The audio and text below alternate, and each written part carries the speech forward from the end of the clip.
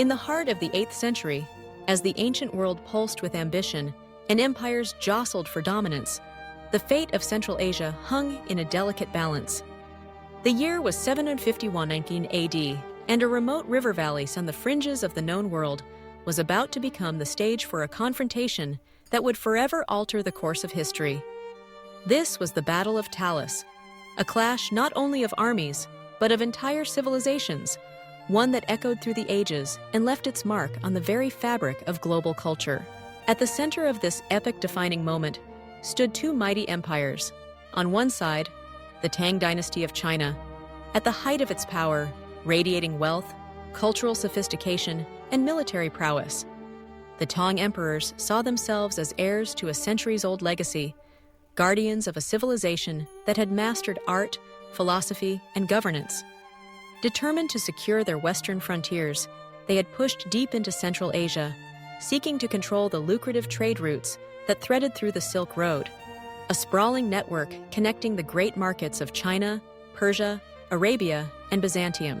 Opposing them was the Abbasid Caliphate, a dynamic new force that had recently supplanted the Umayyads and was rapidly expanding its influence.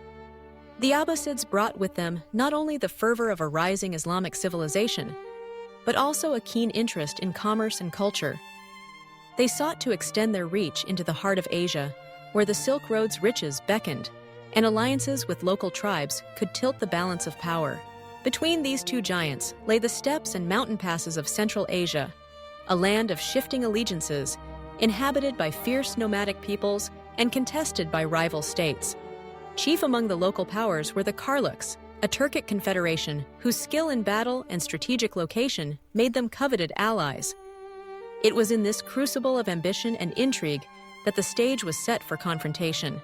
The spark that ignited the Battle of Talas was not a grand declaration, but a series of skirmishes and shifting loyalties. The Tang had established a network of protectorates in the region, seeking to secure their hold over the oasis cities that dotted the Silk Road. But the growing presence of the Abbasids, who had already absorbed vast swaths of Persia and Central Asia, threatened the Tang's western ambitions. Tensions flared as both sides vied for influence over the local rulers, offering protection, riches, and prestige. At the forefront of the Tang forces was General Gao Xianzhi, a seasoned commander of Korean heritage, renowned for his tactical brilliance and unyielding resolve.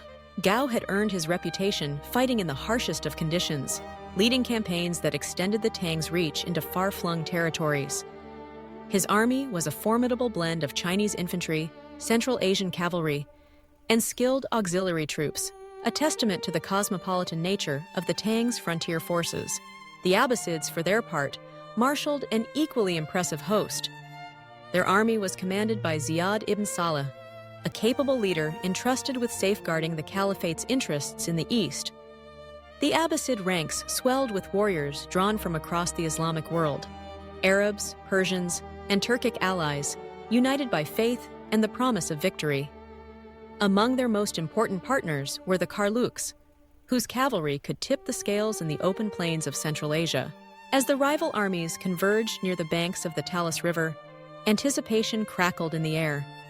For 5 tense days, the two sides maneuvered, probing for weakness, the dust of countless hooves rising like a veil over the landscape.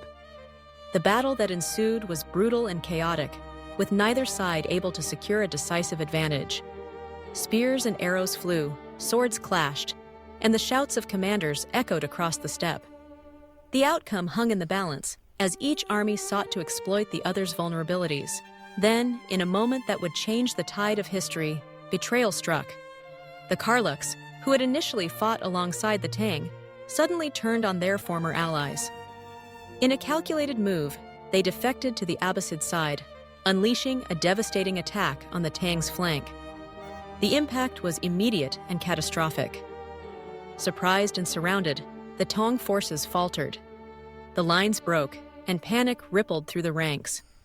General Gao Xianzhi, realizing the gravity of the situation, fought desperately to regroup his men. But the momentum had shifted irrevocably. The Abbasids pressed their advantage, driving the Tang army into retreat. The once confident Chinese host was routed, their survivors forced to flee eastward across the forbidding mountains, many perishing along the way. Gao himself narrowly escaped with his life, his dreams of Central Asian dominion shattered in the dust of Talas. The aftermath of the battle resonated far beyond the immediate loss of life and territory. For the Tang Dynasty, the defeat at Talas marked the end of their westward expansion. Their hold over Central Asia weakened, and they would never again project power so far from their heartland. The shockwaves of the loss reverberated through the empire, eroding confidence and exposing vulnerabilities that would, in time, contribute to internal strife and rebellion. For the Abbasids, the victory at Talas was a triumph that solidified their control over Transoxiana, the region between the Amu Darya and Sira Darya rivers, encompassing some of the Silk Road's most important cities. With the Tang in retreat, the Abbasids could now consolidate their influence, fostering the growth of trade and cultural exchange across a vast expanse of territory. The flow of goods, ideas, and technologies between East and West accelerated, enriching the Islamic world and fueling what would become known as the Islamic Golden Age. Yet the legacy of Talas extended beyond politics and economics.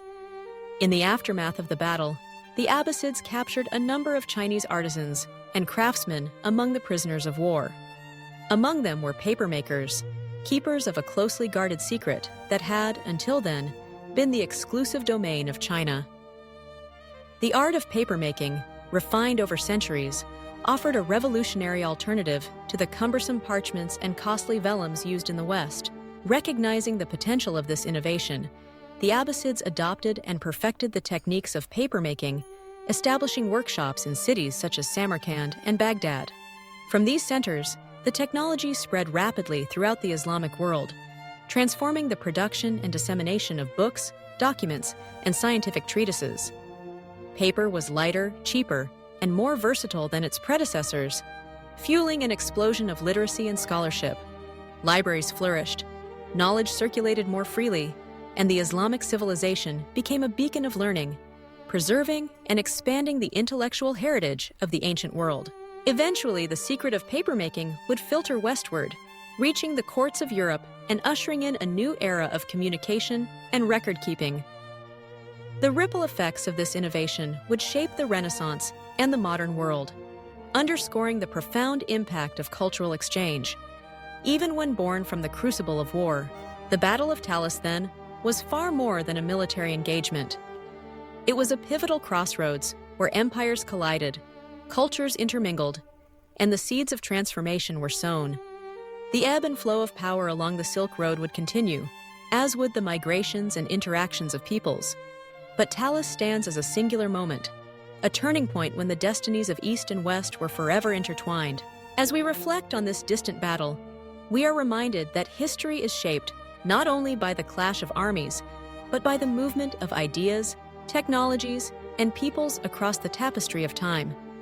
The legacy of Talas endures in the pages of books, in the vibrant cultures of Central Asia, and in the enduring quest for knowledge that binds humanity together. It is a testament to the enduring power of exchange, cooperation, and yes, even conflict, to shape the world we inherit today.